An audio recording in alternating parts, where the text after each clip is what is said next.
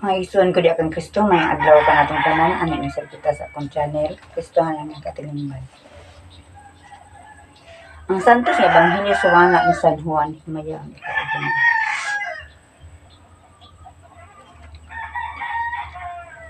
Niya ang tanan na mauli, apan si Jesus miadto sa bungtod sa mga olibo.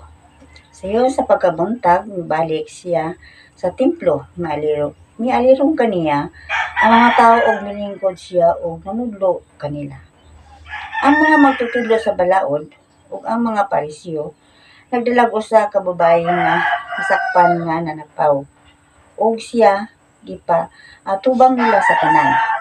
Miingon sila kang Hesus, magtutudlo kining babayhana nasakpan nga nanapaw sa atong balaod na nagsugo sa Moises nga ang mabuhat sa ingon kinahanglan batuon hangtod mamatay. Karon sa may imong ikasulti. Isulti nila kini ang pagbitik kaniya og sa ingon ikasumbong nila siya. Apan mitikubo si Jesus og misulat sa yuta. Ginamit ang iyang tudlo og samtang nagbarog sila didto nga nangutana. Mituyhad si Jesus og miingon kanila. Bisag kinsa kaninyo nga wala makasala, moay pauna pagbato kaniya. Nya isulat siya pag-usab sa yuta.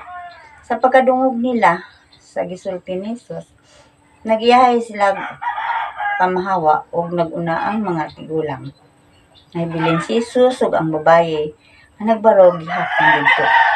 Si Jesus mituyhad ug miingon kaniya, hay naman sila. Wala may nagpabilin aron pagsilot kanimo. Wala, sir, siya mitubag. Si Jesus miingon kaniya, kung mao kana, bisan ako dili usab musilot kanimo. Takaw na og ayaw na pagpakasala. Ang Ebanghelyo sa atong Ginoo. Mga igsoon ko di akong Kristo may hapon ka natong tanan. Ang atong Ebanghelyo karon nangisgot sa usa ka babaye nga mananapaw. Siguro nasayod man gid nga ang makapanapaw sala man gid na. Pero depende siguro kung kita makasala. Ayon, labi na karon gagaasal mabot ang atong Semana Santa. Pero ang tambal siguro sa atong mga sala mao ang pagkumpisal. Isugid natong atong mga sala ngadto sa pari. Ang tanan yo dili lang kay ang sala sa pagpanapaw kung dili ang tanan bisan ka ng mangawat sala man gyud na pagpatay sala man gyud na kana gyud ang atong ikasugid nga mga sala nato ngadto sa pari. O kay siguro tanan ka makasala man mao to nga ang ulay ni bato sa usa ka babaye kay ipabato man unta sa balaod ni Moises pero si Jesus nag-ingon nga kung kinsa kaninyo ang walay sala mao mo nagbato sa babaye. O gulay ni bato kay tanan man gud ta makasala. So kita lang mismo nasayod sa atong mga sala kung unsa no kay siyempre sakitan man pud ta og sultian ta sa uban. So kita ang una kung unsa atong sala isugid nato sa pari o ang pari dili man gyud ingon nga manabi na sila.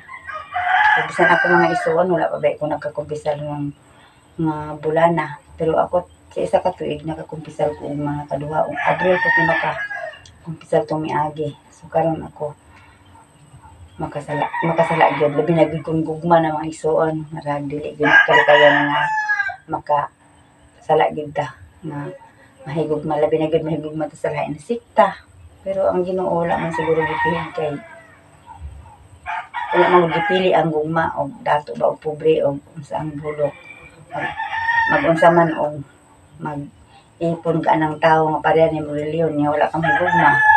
So kamo na magsabot nga o kamo na magminyo nga kung asa ka mo barog nga reliyon. Pero daghan mo kasagaran ako maisuon nga na sinati nga kung lahi ang reliyon lagmitig makabulag kay maoray kabikilan ng mga reliyon.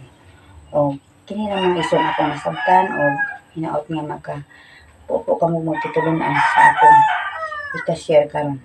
Hinilang ko kutob, hinaot punta nga inyong paminawon o sundon ang uban nako nga mga puntos nga angay nga mga sundon.